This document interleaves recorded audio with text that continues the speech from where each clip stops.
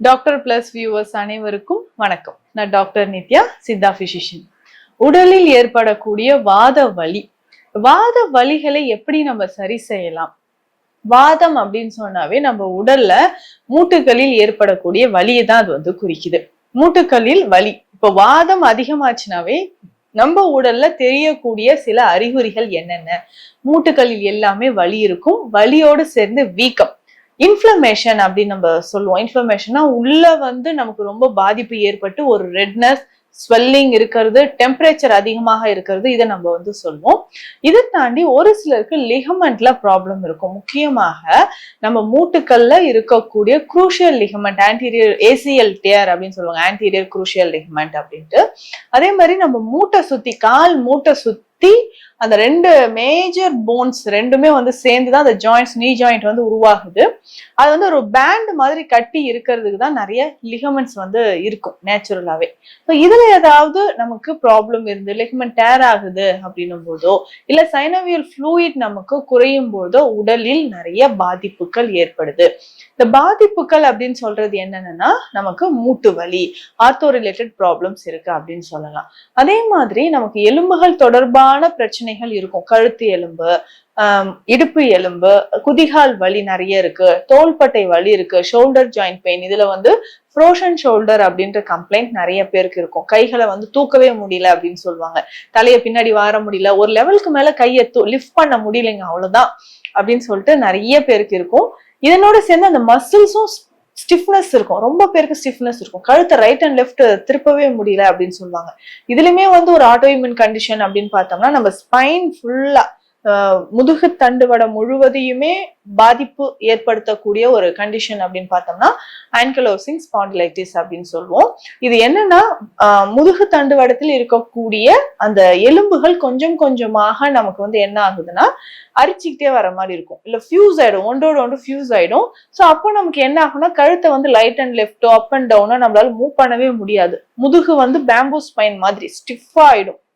முன்னாடி குனியறதோ திரும்புறதோ எதுவுமே பண்ண முடியாத அளவுக்கு நமக்கு பிரச்சனை வந்துருது. ஸோ இந்த மாதிரி கண்டிஷன் நமக்கு இருந்ததுன்னா கொஞ்சம் கொஞ்சமாக நம்ம உடல் நலனின் அதிகமான ஒரு அக்கறை அப்படின்றது தேவை. முக்கியமா இந்த வாதம் தொடர்பான பிரச்சனைகளுக்கு, இது எல்லாமே வாதம் அப்படின்னு தான் சொல்லுவோம். வாதத்தினால் வரக்கூடிய உடல் நலனில் வரக்கூடிய பிரச்சனைகள் அப்படின்னு சொல்றோம். ஸோ அப்ப நம்ம உடல் நலனில் ஏற்படக்கூடிய இந்த பிரச்சனைகளை சரி செய்யறதுக்கு சித்த மருத்துவத்தில் என்னென்ன வழிமுறைகள் இருக்கு? முதல்ல வந்து பார்த்தோம்னா, விரேஷனத்தால் வாதம் தாழும் அப்படின்னு சொல்லுவாங்க.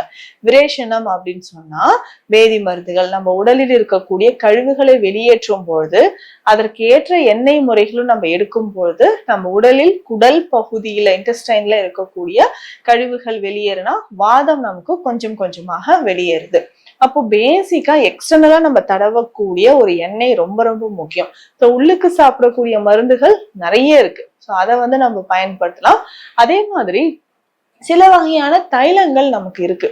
ஸோ இந்த தைலத்தை நம்ம பயன்படுத்தும் பொழுது வாதம் தொடர்பான பல நாட்கள், பல வருடங்களாக எனக்கு வந்து மூட்டு வலி பிரச்சனை இருக்கு, கழுத்து பிரச்சனை இருக்கு, கைகளை வந்து தூக்க முடியல, மூட்டுல வந்து அதிகமான பிரச்சனை இருக்குன்னா அதை சரி செய்யறதுக்கு நமக்கு பயன்படுது. அப்போ வாதத்தை குறைப்பதற்கான தைல முறைகள் என்னென்ன தைலங்களை நம்ம பயன்படுத்தலாம் அப்படின்னு நம்ம தெரிஞ்சுக்கணும்.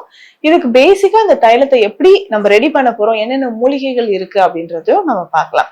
இதுல பொதுவாக நம்ம வலியை குறைப்பதற்கான சில தைல வகைகள், இதுல நம்ம வீட்லயே கூட இதை ரெடி பண்ணிக்கலாம். இதற்கு என்னென்ன தேவை அப்படின்னு பார்த்தோம்னா, நல்லெண்ணெய், அதனோட கொஞ்சம் சிட்ராமுனுக்கு எண்ணெயும் தேவைப்படுது. ஸோ இதை ரெண்டுமே நம்ம எடுத்து வச்சுக்கணும். இதனோட சேர்க்கக்கூடிய மூலிகைகள் அப்படின்னு பார்க்கும்போது எருக்கு இலை. ஃபர்ஸ்ட் நமக்கு தேவையானது எருக்கு இலை. இது வெள்ளை எருக்கா இருந்தா இன்னும் சிறப்பு, இல்ல நார்மலா இருக்கக்கூடிய அந்த ஊதா நிறத்துல மலர்கள் இருக்கக்கூடிய எருக்கு இலையா இருந்தாலும் சரி, இதை வந்து எடுத்துக்கணும். அதுல வந்து பால் கிடைச்சாலும் பால் வந்து கொஞ்சம் தனியா எடுத்தும் இதனோட வச்சுக்கணும். அதுக்கப்புறம் கொடிவேலி முழு தாவரத்தோடையும் பொடியை நம்ம எடுத்து வச்சுக்கணும். அதுக்கப்புறம் சிட்ராமுட்டி வேர், குறுந்தொட்டி வேர், இது ரெண்டும் வேர் கிடைக்கலனாலும் முழு தாவரத்தோட பொடியும் நம்ம எடுத்து வச்சுக்கணும். அதுக்கப்புறம் நன்னாரி, அதுக்கப்புறம் இது கூட கொஞ்சம் தேன் மெழுகு தேவைப்படுது.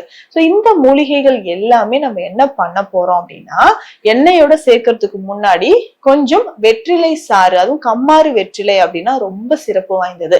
வெற்றிலை சாறு விட்டு எல்லா பொடியும் ஒன்னா நம்ம கல்வத்துல போட்டு நல்லா அரைச்சிக்கணும். ஒரு மணி நேரம் அந்த வெற்றிலை சாறு விட்டு அரைச்சு ஒரு கற்கம் மாதிரி நம்ம எடுத்துடணும். இந்த கற்கம் அதாவது பேஸ்ட் மாதிரி எடுத்துடணும். சோ இதற்கு 3 பங்கு தண்ணீர் விட்டு நல்லா கொதிக்க வைக்கணும். சோ கொதிக்க வைக்கும் போது 1 லிட்டரா வரும் இல்லைங்களா? 1 லிட்டரா வந்த பிறகு இதனோட எண்ணெயை சேர்க்கணும். நல்லெண்ணெயும் சிற்றாமணுக்கு எண்ணெயும். 1 லிட்டர் நல்லெண்ணெய் அப்படின்னா நமக்கு 250 ml சிற்றாமணுக்கு எண்ணெய் கலந்து இதுல விட்டு நல்லா அடுப்பு எரிச்சு இந்த கஷாயத்தோட விட்டு நல்லா காய்ச்சி இதை தைலமாக காய்ச்சணும். சோ ஏற்கனவே நம்ம எல்லா மூலிகையும் வெற்றிலை சாறு விட்டு அரைச்சி 3 பங்கு தண்ணீர் விட்டு 1 பங்கா வந்த குடிநீர் இந்த கஷாயம் இருக்கு இல்லைங்களா? இதுல நம்ம எண்ணெயை ஊத்தி நல்லா காய்ச்சும் போது அது தைலமாக நமக்கு கிடைக்குது. இப்போ இந்த எருக்கம்பால் கொஞ்சம் எடுத்து வச்சிருக்கிறோம். இதை எப்பங்க சேர்க்கணும் அப்படின்னு கேட்டீங்கன்னா, இந்த தைலம் பதம் வரும் சமயத்தில் இந்த எருக்கம்பாலை அதனோட சேர்த்துடணும். சேர்த்து ஒரு 2-3 நிமிடங்கள்ல அதனோட மருத்துவ குணங்களும் இந்த தைலத்தோட சேர்ந்து கலக்க ஆரம்பிச்சிடும். இந்த தைலம் நம்ம என்ன பண்ண போறோம்னா, கொஞ்சம் சூடு இருக்கும் பொழுது தேன் மெழுகு கொஞ்சம் லேசா அந்த தேன் மெழுகை சின்ன சின்ன பீசஸா கட் பண்ணி இந்த எண்ணெயில தூவி விட்டுட்டோம்னா இந்த எண்ணெயோட அதுவும் நல்லா கலந்துரும். அதுக்கப்புறம் இதை வடிகட்டி இந்த எண்ணெயை நம்ம பயன்படுத்தணும். வாதம் தொடர்பான அனைத்து நோய்களுக்குமே நமக்கு கால்ல வலி இருக்கு, குதிகால் வலி, மூட்டு வலி, இது எல்லாமே சரியாவதற்கு நமக்கு இந்த எண்ணெய் பயன்படுது. சோ வாத ரோக நிவாரணி அப்படின்னு சொல்லலாம்.